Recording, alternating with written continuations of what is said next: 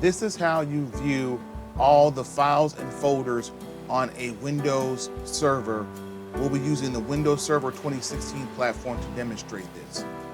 So, you want to go to the bottom left-hand corner and click on the magnifying glass right here. And you'll type in the command CMD. That's Charlie Michael David, followed by enter. And then you'll type in the command DIR, first three letters in directory.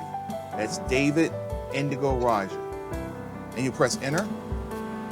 And you'll see files and folders listed.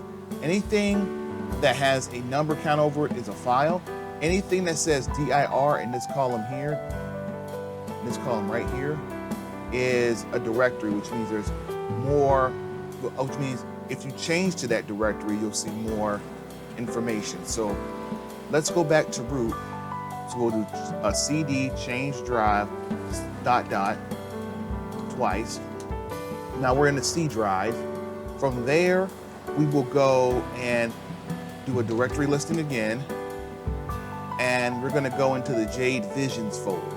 So we'll CD Jade Visions. As you can see, Jade Visions is a directory because of this entry right here, DIR Jade Visions. Click enter. We'll do directory listing of that, DIR.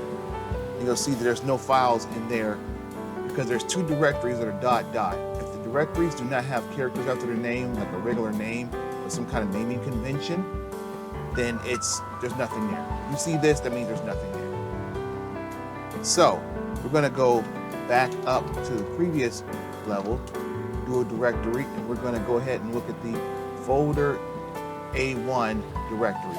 So again, CD folder A1, and do a directory listing of that folder, and you'll see these two are there by default. That doesn't mean anything, we said before.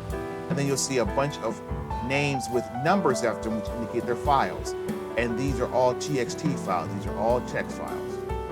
So that's how you use the directory command DIR to view the contents of any file or folder.